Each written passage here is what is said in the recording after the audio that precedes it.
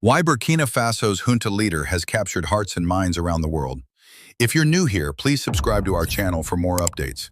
A charismatic 37-year-old, Burkina Faso's military ruler, Capt. Ibrahim Traoré, has skillfully built the persona of a Pan-Africanist leader determined to free his nation from what he regards as the clutches of Western imperialism and neocolonialism. His message has resonated across Africa and beyond, with his admirers seeing him as following in the footsteps of African heroes like Burkina Faso's very own Thomas Sankara, a Marxist revolutionary who is sometimes referred to as Africa's Che Guevara. Traoré's impact is huge. I have even heard politicians and authors in countries like Kenya in East Africa say, "This is it, he is the man." Beverly Ochieng, a senior researcher at global consultancy firm Control Risks, told the BBC. His messages reflect the age we are living in, when many Africans are questioning the relationship with the West, and why there is still so much poverty in such a resource-rich continent, she said. After seizing power in a coup in 2022, Traoré's regime ditched former colonial power France in favor of a strong alliance with Russia that has included the deployment of a Russian paramilitary brigade and adopted left-wing economic policies. This included setting up a state-owned mining company, requiring foreign firms to give it a 15% stake in their local operations and to transfer skills to Burkinabe people. The rule also applied to Russian miner Nordgold, which was given a license in late April for its latest investment in Burkina Faso's gold industry. As part of what Traoré calls a revolution to ensure Burkina Faso benefits from its mineral wealth, the junta is also building a gold refinery and establishing national gold reserves for the first time in the nation's history. However, Western-owned firms appear to be facing a tough time, with Australia-headquartered Sarima Resources launching arbitration proceedings against Burkina Faso in late 2024, following the withdrawal of an exploration license. The junta has also nationalized 2 gold mines previously owned by a London-listed firm and said last month that it planned to take control of more foreign-owned mines. Enoch Randy Akins, a researcher at South Africa's Institute for Security Studies, told the BBC that Traoré's radical reforms had increased his popularity in Africa. He is now arguably Africa's most popular, if not favorite president, Mr. Akins said. His popularity has been fueled through social media, including many misleading posts intended to bolster his revolutionary image.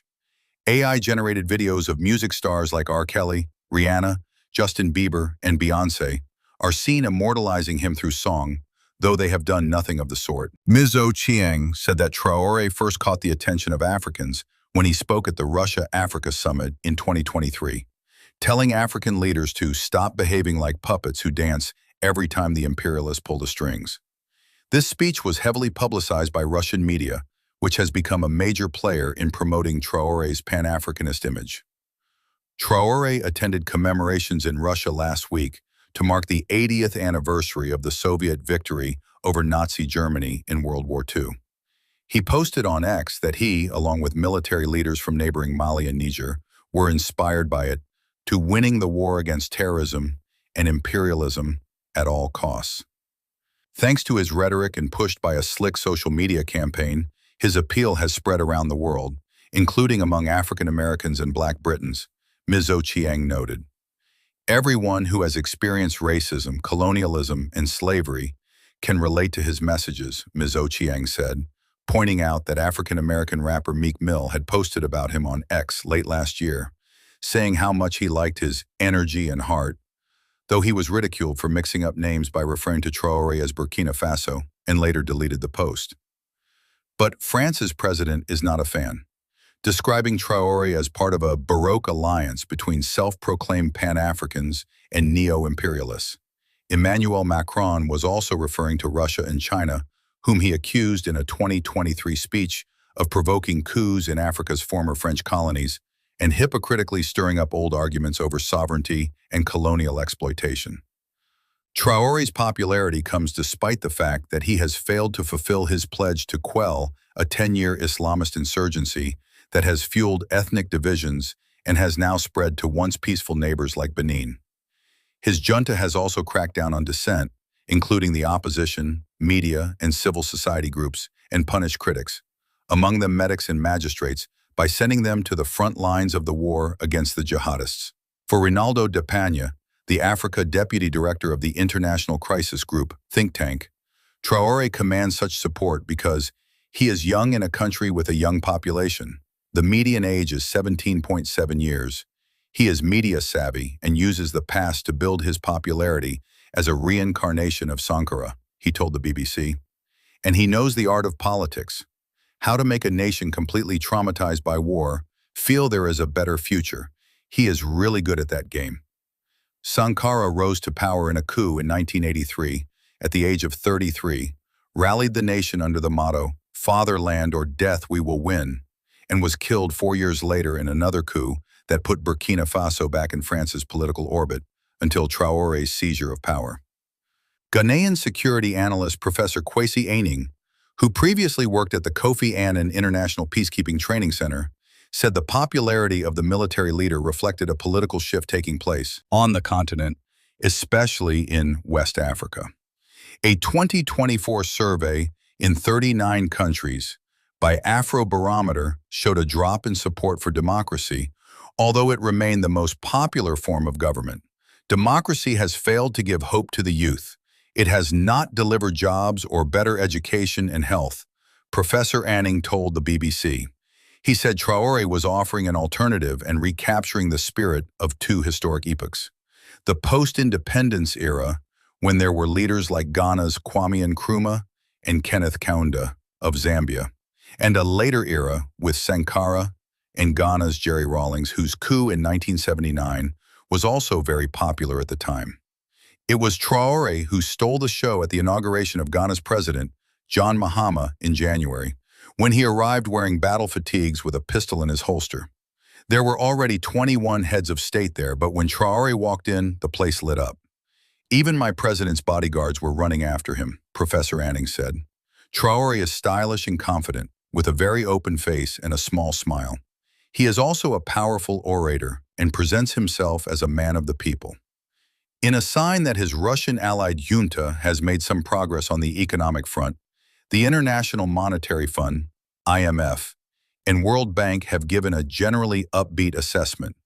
In a statement in early April, the IMF said that despite a challenging humanitarian and security environment, the economy was expected to remain robust in 2025, and the regime had made commendable progress in raising domestic revenue, containing the public wage bill, and increasing spending on education, health, and social protection. As for the World Bank, it said that inflation had surged from 0.7% in 2023 to 4.2% in 2024. But the extreme poverty rate, which refers to people living on less than $2.15, 1.61 pounds a day, had fallen by almost 2 percentage points to 24.9% because of robust growth in the agriculture and services sectors. Despite these reports from US-based financial institutions, relations with both France and America have been frosty. A recent example being the claim by the head of the US Africa Command, Gen. Michael Langley, that Traoré was using Burkina Faso's gold reserves for his junta's protection rather than the nation's benefit. This appeared to be a reference to the long-standing view of the US and some of its African allies that Russian forces were propping up Traoré in exchange for a stake in Burkina Faso's gold industry, undermining the military ruler's image as a leader who expelled French troops in 2023 to reclaim the country's sovereignty. Gen. Langley's comments made in early April during a U.S. Senate committee hearing triggered an uproar among the captain's supporters, who felt their hero was being smeared. This was further inflamed when shortly afterwards the Burkinabe junta said it had foiled a coup plot, alleging Ivory Coast denied being involved in any plot, while the U.S. Africa Command said Gen. Langley's visit had focused on addressing common security challenges, including violent extremism. But the junta took the opportunity to organize one of its biggest rallies in Burkina Faso's capital over fears that imperialists and their lackeys were trying to depose the captain. Because Colin Powell lied, Iraq was destroyed. Barack Obama lied, Gaddafi was killed. But this time, their lies won't affect us. One protester, musician Ochibi Johan, told the Associated Press news agency. Rallies in solidarity with Traoré were also held abroad, including in London, on the same day. He took to social media afterwards, posting in French and English, to express his gratitude to them for sharing his vision for a new Burkina Faso and a new Africa, adding, "Together, in solidarity, we will defeat imperialism and neocolonialism for a free, dignified, and sovereign Africa."